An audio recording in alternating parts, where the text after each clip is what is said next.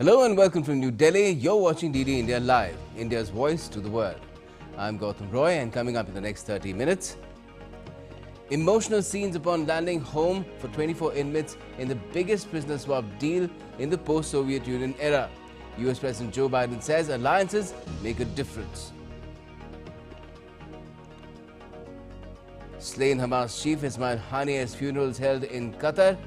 Hezbollah fires dozens of rockets towards Israel. Air India suspends flights to and from Tel Aviv till the 8th of August. And Italian Prime Minister Giorgia Meloni says it doesn't seem fair after boxing gender row erupts at the Paris Olympics. The IOC says the issue is a minefield and rules can't be changed midway through the Games.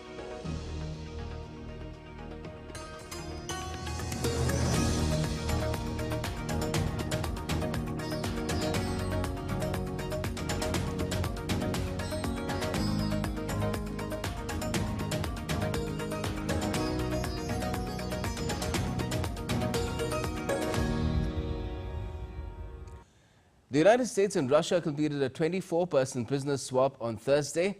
It's the largest in post-Soviet history. Moscow released US journalist Vadim Kasikov and fellow American Paul Whelan in a deal that set some 24 people free, including a person who used to be in the FSB of Moscow. On a warm, steamy night, the freed Americans lingered on the tarmac at Joint Base Andrews to soak up the moment of their return to US. In a poignant display of emotion, tears of joy, US President Joe Biden, along with Vice President Kamala Harris, greeted the 3 American nationals released by Russia in a historic prisoner swap deal. The United States and Russia completed a 24-person prisoner swap on Thursday, the largest in post-Soviet history. West, including the US, released 16 Russian nationals, while Russia released 8 people. Biden termed it as a new feat of diplomacy, while Vice President Kamala Harris called the deal an extraordinary testament. My job is to make sure, number one, they don't get them, and if they do, we get them back. I don't buy this idea that you're going to let these people rot in jail because other people may be captured. We will set out all the notifications to all the other countries, all our citizens, what countries not to go to, what to do, what not to do, and they got to pay attention. I got more work to do. I'm very thankful for our president and what he has done over his entire career, but in particular as it relates to these families and these individuals, what he has been able to do to bring the allies together on many issues, but in particular this one. This is just an extraordinary testament. High-level negotiations involved European allies and significant concessions, including resulting in the release of Russian assassin Vadim Kasikov by Germany. I spoke to President Biden on the phone, who is very thankful for the cooperation of our 2 countries in this important matter. For the United States, it was especially important to see Wall Street Journal journalist Vadim Kasikov and ex-Marine Paul Whelan in freedom, in close and trusting cooperation with the United States and European partners. After months of confidential talks with the Russian side, it was now possible to release 15 people who were illegally held as political prisoners in Russia. On the other side, Russian President Putin also met the returnees as they arrived. I want to congratulate you all on your return to your homeland. Now, I want to address those of you who are directly involved in military service. I want to thank you for your loyalty to the oath, to your duty and your homeland, which has never forgotten you for a minute. And now you are home. All of you will be nominated for state awards. Among the prisoners released by Russia, 3 are the US citizens. US journalist Vadim Kasikov was sentenced to 16 years after being convicted on espionage charges. The Wall Street Journal reporter was first arrested last March while on a reporting trip in the city of Yekaterinburg, 1,000 miles east of Moscow. Paul Whelan was given a 16-year jail sentence in 2020 after being arrested in Moscow on suspicion of spying in 2018. The ex-US Marine is a citizen of 4 countries: the US, Canada, the UK and Ireland. Russian-American journalist Alzu Kormasheva was sentenced to 6.5 years in a medium security prison after a secret trial. She was an editor for Radio Free Europe, Radio Liberty, which is funded by the US government, and was convicted of spreading false information about the Russian military. The historic largest prisoner exchange between Russia and the West in decades could help US President Joe Biden burnish his foreign policy legacy in his waning months in office and boost Vice President Kamala Harris in her bid for the White House. Trump, however, was quick to question the deal and alleged that it involved exchange of money, a charge that White House subsequently denied. DD India reports. And the Kremlin on Friday confirmed that Vadim Kasikov, a convicted hitman returned by Germany in the biggest East-West prisoner swap since the Cold War, was an employee of Russia's FSB security service and had served in Alpha Group, the FSB's Special Forces unit. Kasikov was convicted by a German court of killing a former Chechen militant in a Berlin park in 2019, and President Vladimir Putin hugged him after he got off a plane in Moscow on Thursday evening. Russia's aviation units conducted patrols with dummy munition as part of a nuclear drill. Russia's defense ministry said that its aviation units practiced installing dummy warheads on launch vehicles as part of the third stage of tactical nuclear weapons exercise. The exercise was ordered by Russia's president in response to perceived threats from the West. US President Joe Biden spoke with Israel's Prime Minister Benjamin Netanyahu and reaffirmed his commitment to Israel's security against all threats. The White House on Thursday said that the leaders discussed new US military deployments to support Israel against threats such as missiles and drones. I'm very concerned about it. I had a very direct meeting with the Prime Minister today, and very direct. We have the basis for a ceasefire. He should move on it, and they should move on it now. Meanwhile, responding to more questions on the death of Hamas leader Ismail Haniyeh, Biden said that his assassination has not helped the ceasefire talks. There's been an increased risk of an escalation into a broader West Asian crisis after Haniyeh's assassination in Iran, which has issued threats of retaliation against Israel. Meanwhile, Iranian officials and its regional allies from Lebanon, Iraq and Yemen held a meeting on Thursday after the killing of the Hamas leader in Tehran. Tehran is at risk of a widened conflict between Israel, Iran and its proxies after Haniyeh's assassination. Israel's National Security Council warned Israelis to exercise extra caution while traveling abroad. It said that Iran or its allies Hamas and Hezbollah could target Israeli or Jewish institutions outside the country. Furthermore, the Hezbollah fired dozens of rockets towards Israeli territory late on Thursday. A top Hezbollah commander was killed in an Israeli airstrike in Lebanon's capital, days after Israel accused Hezbollah of attacking Golan Heights.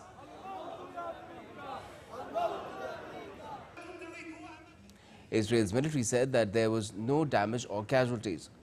It said that only 5 of the barrage of rockets could enter Israel. The rest were intercepted. In response, Israel struck a Hezbollah rocket launcher in southern Lebanon's Yatar, which was being used to fire a barrage at the western Galilee.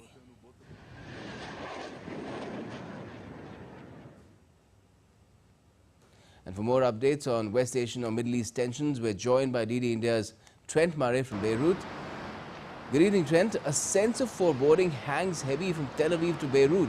Now, Gaza remains a war zone. Is everyone involved preparing for the worst?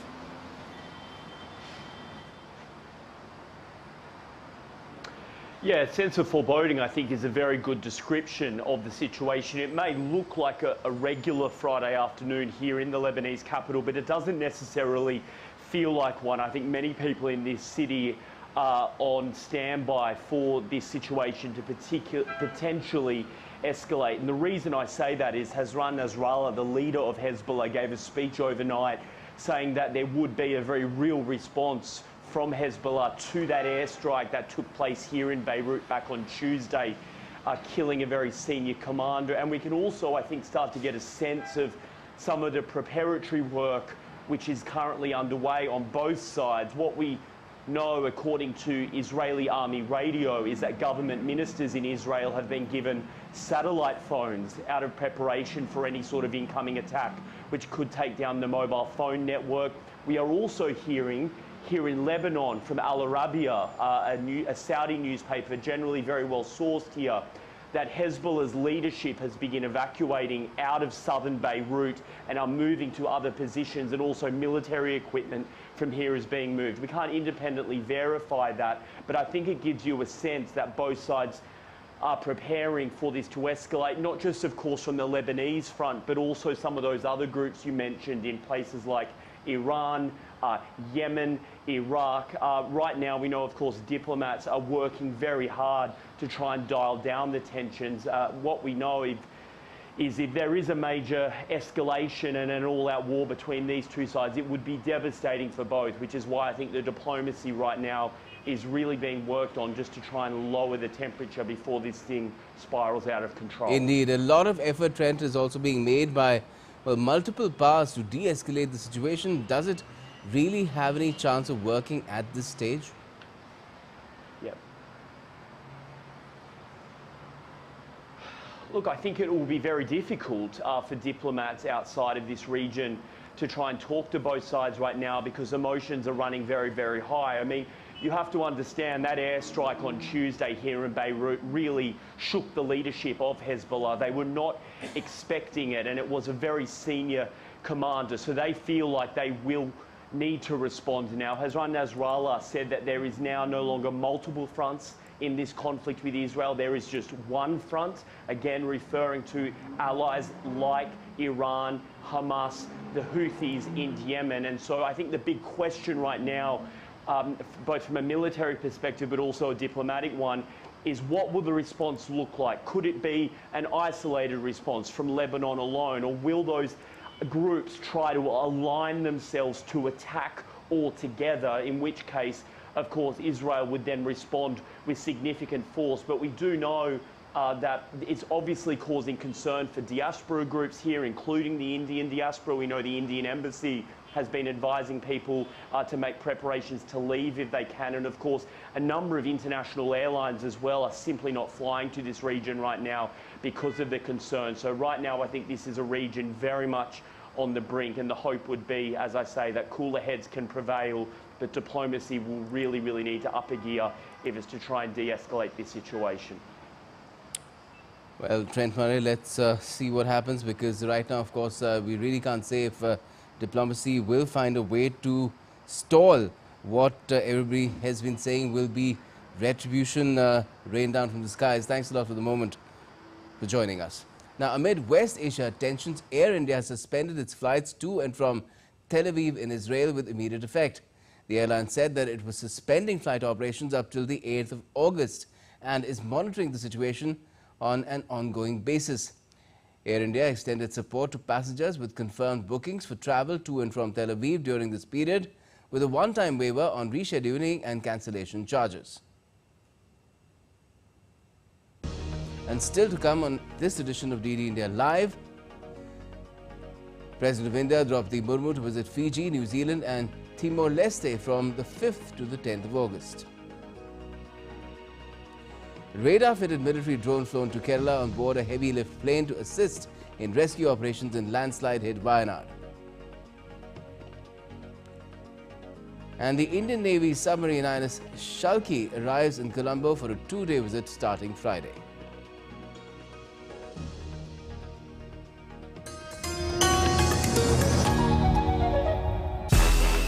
This summer, the world turns its eyes to Paris, and DD India brings you every heartbeat, every victory, and every story. Introducing our special coverage of the Paris Olympics. Experience the passion, the drama, and the triumphs. with exclusive reports, expert analysis and up-to-the-minute updates. Join us as we bring the spirit of the Olympics to your screens. Get ready for the ultimate sporting extravaganza on DDI India. DDI India presents Champions Day Paris, only on DDI India, every day at 6:30 p.m. IST, 1 p.m. GMT.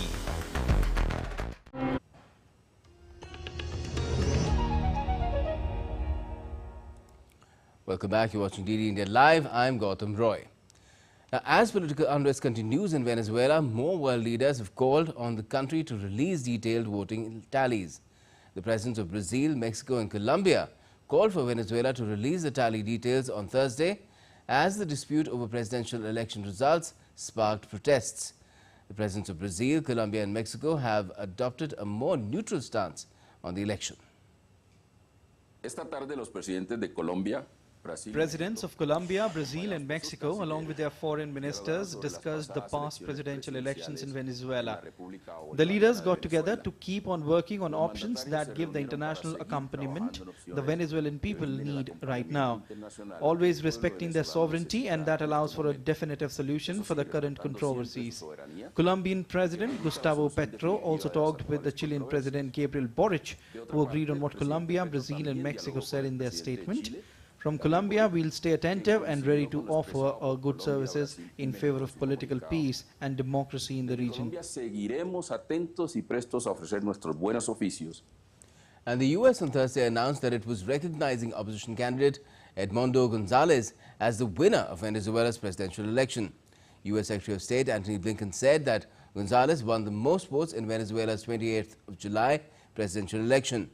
Venezuela's electoral authority declared President Nicolas Maduro as the winner of the election, a result that has been derided as implausible by the opposition, independent pollsters and some foreign governments. India's President Draupadi Murmu is scheduled to visit Fiji, New Zealand and Timor-Leste from the 5th to the 10th of this month, which will significantly advance India's diplomatic efforts in the Indo-Pacific region. During her visit, she'll hold bilateral meetings with the heads of state from all three nations and will also address the Indian community in New Zealand. Rashtrapati ji will be first going to Fiji and then to New Zealand and then to Timor-Leste. With both Fiji and Timor-Leste, this would be the first ever visit by the President of India. And therefore, it has special significance. Ever since Prime Minister Shri Narendra Modi enunciated his Act East policy, the region, Southeast Asia and the Pacific has been a very special focus for us. So all these three countries fall within our Act East policy. With New Zealand also, we have a very old and strong partnership that we carry forward in our relations with the Pacific Island countries. India's External Affairs Minister Dr. S. Jaishankar delivered the 7th Jasjeet Singh Memorial Lecture at the Centre for Air Power Studies, or the CAPS, in New Delhi. He warned that nationalism is on the rise around the world and that India needs to carefully watch global events to see how they affect its own interests. Dr. Jaishankar highlighted that what benefits India often benefits the world too, thanks to strong ties with countries in the global south. He stressed that understanding these connections is key to shaping India's foreign policy effectively. Like it or not, the world will be significantly more nationalistic in the foreseeable future. In this context, it is imperative that India clinically evaluate global happenings and calculate its benefits. Often, what is good for us as national interest is also good for the world. That arises partly from the tight connection that we have nurtured with the global south and the confidence that they repose in us.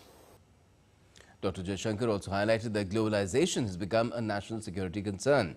He emphasized the need for reliable supply chains, trustworthy digital partners and more diverse production centers.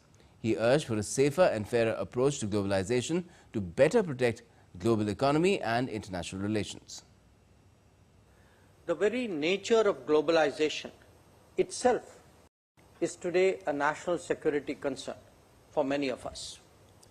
That is why we need reliable and resilient supply chains, trusted and transparent digital partners, a diversification of production centers, greater connectivity options. In fact, I would say a serious effort at fairer and more secure re-globalization. Only then can we de-risk not just the global economy, but international affairs itself. India retains the 8th position in global agriculture exports in 2023. This despite a drop in its agricultural exports, according to WTO's Trade Statistics 2023 report. Despite a drop in its agricultural exports to $51 billion from $55 billion in 2022, India kept a hold of its position in the list of largest agriculture exporters in the year, as 7 of the top 10 exporting nations witnessed a decline. According to the report, among the top 10 farm exporters, only Brazil, the European Union and Thailand increased their exports in 2023. The central government of India is continuously encouraging cashless payments. This not only ensures transparent payments, but is also easy and secure for users. Prime Minister Narendra Modi had launched e-Rupee in 2021. It's a QR code or SMS string-based e-voucher, which is delivered directly to the mobile of the beneficiaries. The e-Rupee application was developed by the NPCI in collaboration with the Department of Financial Services, Ministry of Health and Family Welfare and National Health Authority. National Payments Corporation of India partnered with 11 banks for e-Rupee transactions. The apps that accept it are Bharat Pay, Bhim Baroda Merchant Pay, Pine Labs, PNB Merchant Pay and Yono SBI Merchant Pay. The Indian Navy submarine INS Shalki arrived in Colombo for a 2-day visit starting Friday. The submarine was received in a ceremonial manner by the officer of guard for Sri Lankan Navy. The visit is in Operation Turn Around, wherein the submarine will replenish fuel and provisions. The crew will recuperate and have the opportunity of visiting places of interest in Sri Lanka. INS Shalki is a Shishumar class diesel electric submarine commissioned into the Indian Navy on the 7th of February 1992. This is the first ever submarine to be built in India. Relief and rescue operations are being carried out on a massive scale in the southern Indian state of Kerala. A C-130J Super Hercules aircraft of the Indian Air Force with a specialized drone and a team have been sent to Kozhikode. This drone will further be sent to Wayanad to assist in rescue operations. Official records put the death toll at more than 300. The numbers could go further because a lot of people are still missing. Rescue teams are working tirelessly under challenging conditions to look for survivors. India's weather agency has forecast heavy downpour in Wayanad and several other districts in the upcoming weeks in the region. And now let's get you all the updates from the Paris Olympics.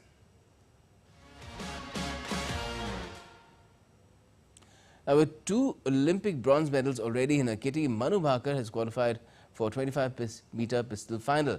After finishing second in the qualification round, Manu shot 294 in the precision stage of the qualifiers and followed that up with an emphatic 296 in the rapid stage. She finished with a total score of 590 out of a possible 600. On the other hand, Isha Singh failed to make the cut as she scored 581 points and was in the 18th position.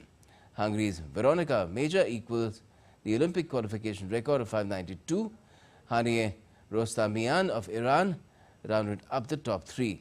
The top 8 players are chosen for the final, which will take place on Saturday. Indian archers Dheeraj Bomadevara and Ankita Bhakat defeated Indonesian pair of Dyananda Chorunisa and Arif Pangestu 5-1 to reach the quarterfinals of the archery mixed team event at Paris Olympics.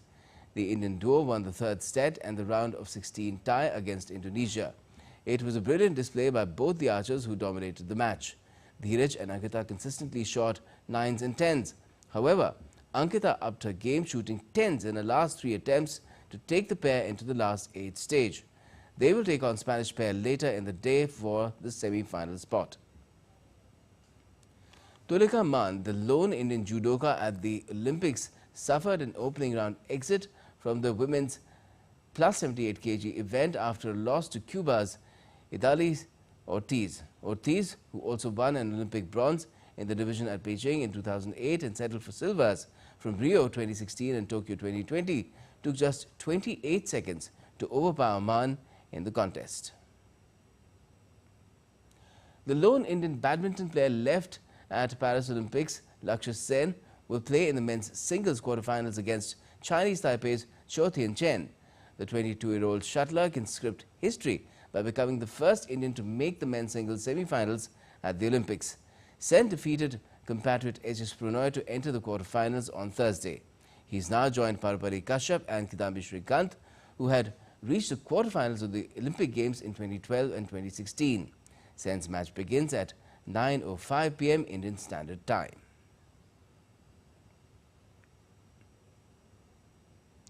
Now, the International Olympic Committee has said a gender row over which athletes can compete in the Olympics is a minefield. But one thing is certain, rules cannot be changed midway through an event. Italian boxer Angela Carini pulled out of the Paris Olympics mid-fight on Thursday after she sustained a series of crunching blows from her Algerian opponent Imane Khelif, who last year failed a gender eligibility test at the World Championships. IOC spokesperson Mark Adams said that there is no confusion that Khelif is a woman and should be allowed to compete. Boxer was born female, was registered female, lived her life as a female, boxed as a female, has a female passport. This is not a transgender case. I know you're not saying that, but there has been some confusion that somehow it's a man fighting a woman. This is just not the case. Scientifically, on that there is consensus. Scientifically, this is not a man fighting a woman, and I think we need to kind of get that. And after the gender row at the Olympics, Italian Prime Minister Giorgia Meloni met Italian boxer Angela Carini in Paris, and that's what happened as far as the Italian Prime Minister saying that it's not fair. It doesn't seem to be fair what has happened. And that's all we have for the moment in this edition of DD India Live, but let us know your thoughts on the news of the day. For those on the go, you can get all the latest news and updates from India and across the world on the DD India mobile app. It's available on both Android and iOS platforms. You can scan the QR code that is coming up on the screen now and download the app right away. We'll be back with more news and updates as they break. I'm Gautam Roy, and from all of us here in Delhi, thanks for watching DD India Live.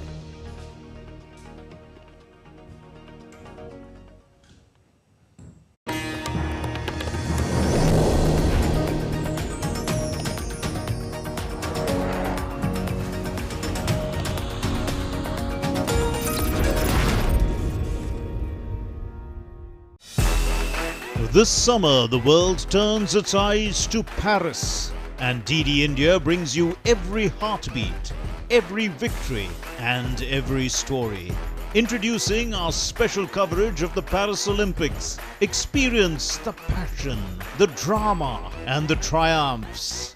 With exclusive reports, expert analysis, and up-to-the-minute updates. Join us as we bring the spirit of the Olympics to your screens. Get ready for the ultimate sporting extravaganza on DD India. DD India presents Champions Day Paris. Only on DD India. Every day at 6:30 p.m. IST, 1 p.m. GMT.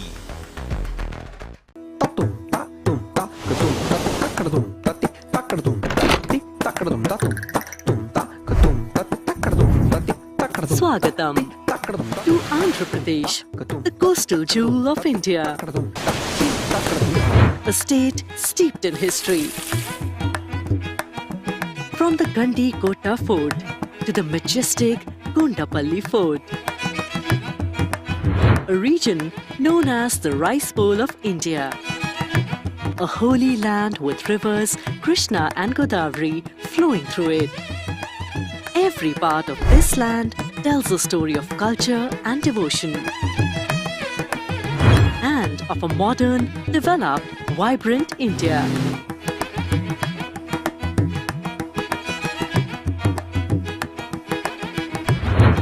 The graceful Kuchipudi and exuberant Dhimsa showcase the artistic brilliance of this land.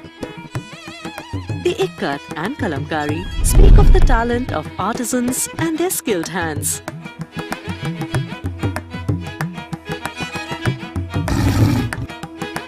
natural concoction that unites people in the spirit of Vasudhaiv Kutumbakam.